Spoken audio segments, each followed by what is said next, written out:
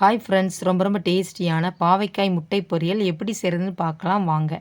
இது வந்து சுட சுட சாதத்துக்கு, அதுக்கப்புறம் எல்லா விதமான வெரைட்டி ரைஸுக்கும் வச்சு சாப்பிட்லாம். அவ்வளோ ஒரு அருமையாக இருக்கும். பாவைக்காய் முட்டை பொரியலுக்கு தேவையான பொருட்கள் என்னென்னு பார்க்கலாம் வாங்க. 1/2 ஸ்பூன் சீரகம், 1/2 ஸ்பூன் கடுகு, 2 முட்டை, அதுக்கப்புறம் ஒரு குத்து சின்ன வெங்காயம் பொடிசு பொடிசாக கட் பண்ணி வச்சுக்கோங்க. தேவையான அளவு கருவேப்பிலை, அதுக்கப்புறம் மல்லி இலை.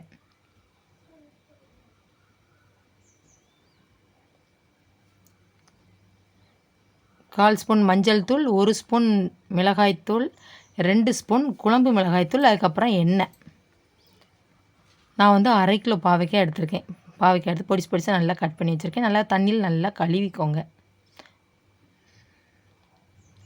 வானொலி சூடானதுக்கப்புறம் எண்ணெய் வந்து கொஞ்சம் ஜாஸ்தியாகவே சேர்த்துக்கோங்க. பாவைக்காய் முட்டை பொரியலுக்கு வந்து எண்ணெய் கொஞ்சம் ஜாஸ்தியாக சேர்த்திங்கன்னா டேஸ்ட் வந்து ரொம்ப சூப்பராக இருக்கும்.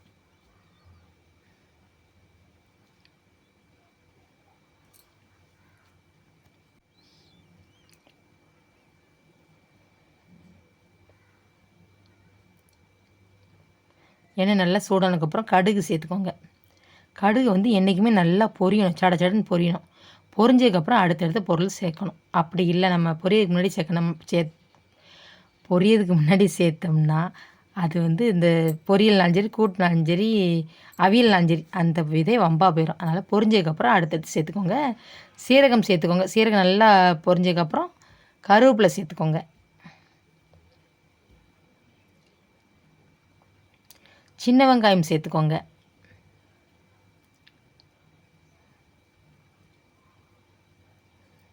பாவைக்காய் முட்டை பொரியலுக்கு வந்து சின்ன வெங்காயம் வந்து ரொம்ப ரொம்ப டேஸ்ட்டாக இருக்கும்.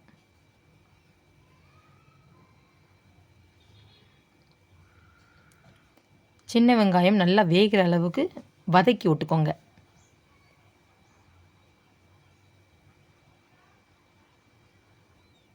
அதாவது கண்ணாடி பதம் வரணும், அந்த அளவுக்கு வதக்கி விட்டுக்கோங்க.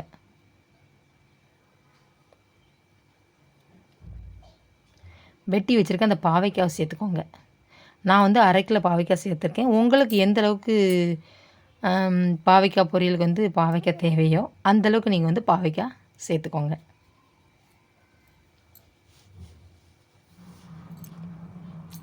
அந்த எண்ணெயிலே நல்லா வதக்கி விட்டுக்கோங்க. அதாவது கிண்டி விட்டுக்கோங்க. ஒரு 2 நிமிஷம் நல்லா கிண்டி விட்டுக்கோங்க. பாவைக்காய் வந்து உடம்புக்கு வந்து ரொம்ப ரொம்ப நல்லது. இரத்த சோகையை வந்து கட்டுப்படுத்தும். அதாவது இரத்த சர்க்கரை அளவை கட்டுப்படுத்தும். தோல் வியாதிக்கு நல்லது. அதுக்கப்புறம் உடல் எடையை குறைக்கும். அதுக்கப்புறம் கிருமிகளை வந்து அழிக்கும். அதனால் கட்டாயம் ஆமாம், மறந்துட்டேன். சாப்பிடாதவங்க கூட இந்த மாதிரி பாவைக்காய் பொரியல் வச்சு சாப்பிட்டிங்கன்னா அந்த பசியை வந்து தூண்டும். இந்த பாவைக்காய் வந்து ரொம்ப அவ்வளோ அந்த அளவுக்கு ரொம்ப ரொம்ப ஹெல்த்தி. அதனால் கட்டாயம் பாவைக்காய் வந்து ஒரு வாரத்தில் 2 நாளாவது சாப்பாட்டில் வந்து சேர்த்துக்கோங்க. மூடி வச்சுக்கோங்க. அதுக்கப்புறம் அடுப்பு வந்து சிம்மில் வச்சுக்கோங்க. அப்போ தான் நல்லா வேகும். திரும்ப மறுபடியும் நல்லா கிண்டி விட்டுக்கோங்க.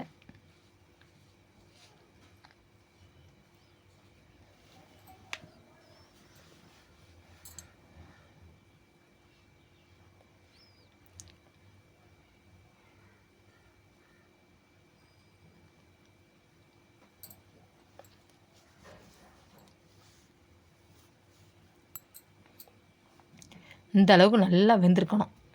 வெந்ததுக்கப்புறம்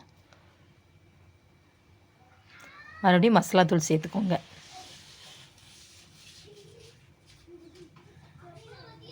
உங்கள்கிட்ட அப்படி குழம்பு மிளகாய் தூள் இல்லைன்னா நீங்கள் வந்து தனி மிளகாய் தூள் வந்து 2 ஸ்பூன் சேர்த்துக்கோங்க. அதாவது கொத்தமல்லி தூள் நல்லா அந்த பச்சை வாசனை போகிற அளவுக்கு நல்லா கிண்டி விட்டுக்கோங்க.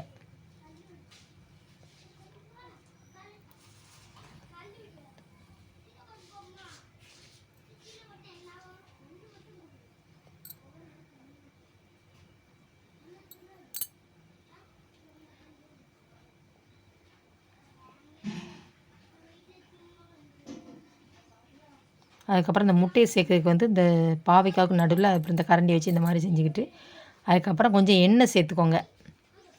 பாட்டிலேருந்து எண்ணெய் விழுவனாங்க.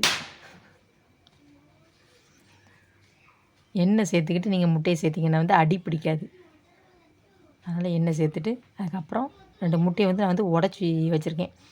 அந்த உடச்சி வச்சு அந்த முட்டையை சேர்த்துக்கிறேன்.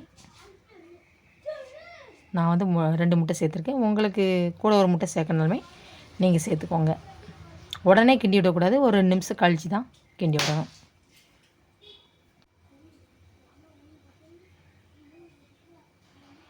கரண்டி வச்சு இந்த பாவைக்காவில் எல்லா பக்கமும் படுற அளவுக்கு நல்லா அந்த மாதிரி செஞ்சுக்கோங்க.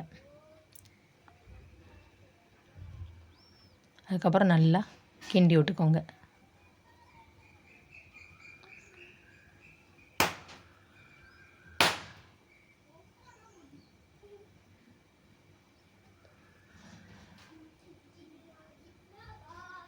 நான் எப்படி செஞ்சனோ அதே மாதிரி நீங்கள் கட்டாயம் செஞ்சு பாருங்கள். அவ்வளோ ஒரு டேஸ்ட்டாக இருக்கும். லாஸ்ட்டு இறக்குற டைமில் மல்லி இலை சேர்த்தோம்னா இன்னும் மணமாக இருக்கும். பாவைக்காய் முட்டை பொரியல் ஒரு அப்படி நல்லா மல்லி இலை சேர்த்ததுக்கப்புறம் கிண்டி விட்டுக்கோங்க.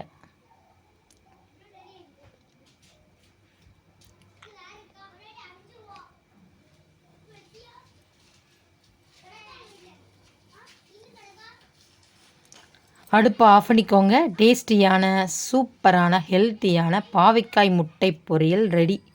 பார்க்கறதுக்கு எவ்வளோ ஒரு சூப்பராக இருக்குது போங்க பாருங்கள். நல்லா உதிரி உதிரியாக இருக்குது. சாப்பிட்றதுக்கு அவ்வளோ ஒரு டேஸ்ட்டாக இருக்கும்.